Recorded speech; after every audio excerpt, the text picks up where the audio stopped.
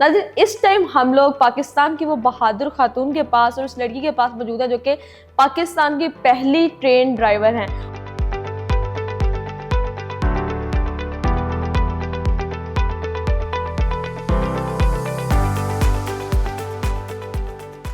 निदा साला हमारे साथ मौजूद है, इनसे जानते हैं इनकी जर्नी के बारे में कि आखिरकार इन्होंने इतना बड़ा फैसला कैसे लिया कि एक ट्रेन ड्राइवर के बने। और मेरा ख्याल है कि लड़कियां ड्राइविंग करते वक्त बहुत ज़्यादा डरती हैं। लोगों का कहना है कि जो लड़की ड्राइविंग करती है उससे दूर दूर रहना चाहिए, तो उस ट्रेन में कौन सफ़र करता होगा। ये जर्नी हम जानते हैं निदा से। अस्सलाम वालेकुम। वालेकुम सलाम। निदा, कैसी हैं आप? बिल्कुल ठीक, थैंक यू सो मच। पहले तो बहुत बहुत शुक्रिया कि आपने हमें वक्त दिया और हम अपनी जर्नी के बारे में बताने का सोचा। निदा, मुझे ये बताइएगा कि यहाँ तक कैसे पहुँची? जी बिल्कुल, जब मैं ऑरेंज लाइन में आई थी तो एज अ ट्रांसपोर्टेशन इंजीनियर काम कर रही थी। कौन से सन में आप यहाँ आई थी और कितना टाइम हो चुका है इस बात को? ये 2023 की बात है। जब मैंने ऑरेंज लाइन ज्वाइन की थी तो मैंने यहाँ पर आके देखा कि हमारे जो ट्रेन डिस्पैचर हैं, कंट्रोलर और ट्रेन ड्राइवर मेल वर्कर्स हैं, वहाँ फीमेल क्यों नहीं हो सकती, जहाँ हर शोबे में ख़वातीन होती हैं। जी बिल्कुल। इसी तरह से जब मैंने आइडिया अपनी चाइनीज़ मैनेजमेंट से शेयर किया तो उन्होंने इस चीज़ को बड़ा अप्रिशिएट भी किया और मुझसे इस चीज़ के बारे में कुछ सोशल कंसर्न्स भी समझे जाते हैं, क्योंकि पाकिस्तान की औरत को कुछ शोबों में स्टिग्मेटाइज कर दिया जाता है और ये सिर्फ मर्दों का शोबा समझा जाता था। जब हम ट्रेन ड्राइविंग की बात की तरफ जाते हैं तो जहाँ डिफरेंट डेवलप्ड कंट्रीज़ हैं, चाइना है, यूरोप है, तो जहाँ वहाँ की औरतें इस तरह की फील्ड्स में काम कर सकती है, तो पाकिस्तान की औरत सिर्फ पाकिस्तान ही पीछे था इस मामले में कि अगर आप देख सकते हैं तो बस ड्राइवर भी ख़वातीन हैं, ट्रक ड्राइवर भी हैं। कई सोशल मीडिया पे आपने देखा। आपको कैसे पता चला कि एक खातून पाकिस्तान में ट्रेन ड्राइवर नहीं है? जी, जब मैंने इस बात पे रिसर्च की और देखा कि पाकिस्तान में अगर हर फील्ड में औरतें मौजूद हैं तो ट्रेन ड्राइवर में क्यों नहीं है, तो सबसे मेजर रिस्ट्रिक्शन ये भी थी कि ये बड़ा एक नर्वसनेस फील होती है, आपको घबराहट होती है, औरतें ज़्यादा जल्दी परेशान हो जाती हैं। इस तरह के नॉर्म्स जब मैंने कार भी औरत ड्राइव कर रही है तो लोग पीछे पीछे रहने की कोशिश करते हैं। बिल्कुल ऐसे ही है। इस तरह की जब मैंने चीज़ें पढ़ी तो मुझे ऐसे लगा कि क्यों ना इस मिथ को जो है वो ख़त्म कर दिया जाए और इस नॉर्म को ब्रेक किया जाए। आपने अपनी मैनेजमेंट से कब और कैसे बात की और उन्हें इस चीज़ के लिए कैसे एग्री किया, क्योंकि ये एक बहुत बड़ा रिस्क था कि आप एक ट्रेन ड्राइव करें? जी, इसमें मैनेजमेंट का मेरी एक स्पेशल मीटिंग थी जिसमें मैंने उनसे डिस्कस किया कि मैं चाहती हूँ कि हमें औरतों को इस चीज़ की तरफ लाना चाहिए कि वो इस तरह के टेक्निकल शोबों में भी आएँ, क्योंकि जहाँ हम जदीद मेट्रो के सिस्टम की बात करते हैं और पाकिस्तान में भी इस तरह के प्रोजेक्ट मौजूद हैं, तो क्यों ना हम वहाँ फ़ीमेल को भी जो है वो इंडक्ट किया जाए। और इस दौरान जो है वो हमारे पंजाब गवर्नमेंट ने बहुत ज़्यादा साथ दिया, PMA ने हमें अप्रूवल्स दिए और उन्होंने एक औरत पर भरोसा किया और आज मैं यहाँ तक पहुँची हूँ। बिल्कुल, एक औरत पर भरोसा करें, अगर वो घर संभाल सकती है और घरदारी संभाल सकती है तो बहुत सी चीज़ें वो खुद संभाल सकती है। तो मिस निदा, जब आपने मैनेजमेंट से बात की उसके बाद फैमिली को कैसे एग्री किया इस चीज़ के लिए, क्योंकि फैमिली बहुत कम ऐसी चीज़ों की इजाज़त देती है? जी बिल्कुल, पाकिस्तान में औरतें जो है वो स्पेशली फैमिली इस बारे में इनसिक्योर हो जाती हैं कि हमारी बच्ची अगर किसी जॉब पर जा रही है तो वहाँ सोशल इंटरेक्शन कम किया जाए।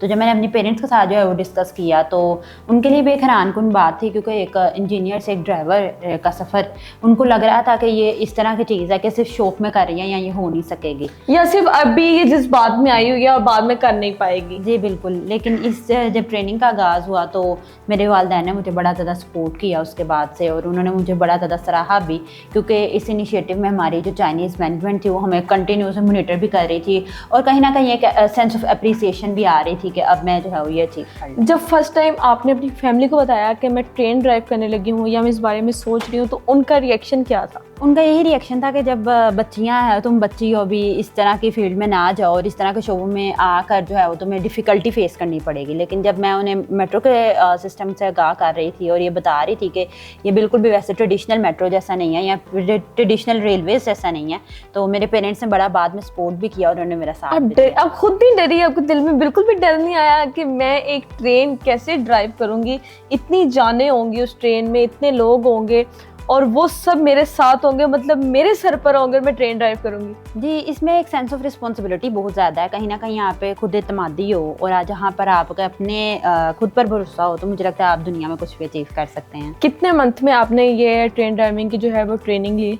ये 6 मंथ्स की ट्रेनिंग थी और 6 मंथ की ट्रेनिंग के बाद उसमें रेगुलर असेसमेंट होती हैं, हमें डिपार्टमेंट की SOPs पढ़ाई जाती हैं, जिसमें हमारे पास नोरिंको इंटरनेशनल है, गोंगजो मेट्रो है, जो चाइना की मेट्रो सिस्टम है, उसके बारे में जो SOPs हैं वो हमें पढ़ाई जाती हैं और उसके बाद जो है वो हम मेन लाइन पर ड्राइव करते हैं। जब आपने फर्स्ट टाइम ड्राइव किया, लोगों के रिएक्शंस क्या थे? हर स्टेशन पे उतरना पड़ता है, हर स्टेशन को देखना पड़ता है, ऑरेंज ट्रेन के जितने भी स्टेशन हैं वहाँ पर आपको हर तरह का नया मुसाफिर मिलता है। उनके रिएक्शंस आपको देखकर क्या थे? उनके रिएक्शन में बहुत ज़्यादा हैरानकुन थे, क्योंकि कहीं ना कहीं एक चेंज को लीड कर रहा था। तो सोसाइटी के लिए सोशल एक्सेप्टेबिलिटी भी थोड़ी सी डिफ़िकल्ट भी थी एट स्टार्ट, लेकिन बाद में जो है वो सबने बड़ा ज़्यादा अप्रिशिएट भी किया। मुझे याद है कि कुछ लोग जो है वो स्टेशंस पर मुझको पूछते थे कि इस तरह के फील्ड्स में जो है वो हम किस तरह से आ सकते हैं। तो मुझे बताएं कि अब कुछ ख़वातीन में ये क्रेज़ बहुत ज़्यादा होगा कि हम भी ऑरेंज ट्रेन को ड्राइव करें।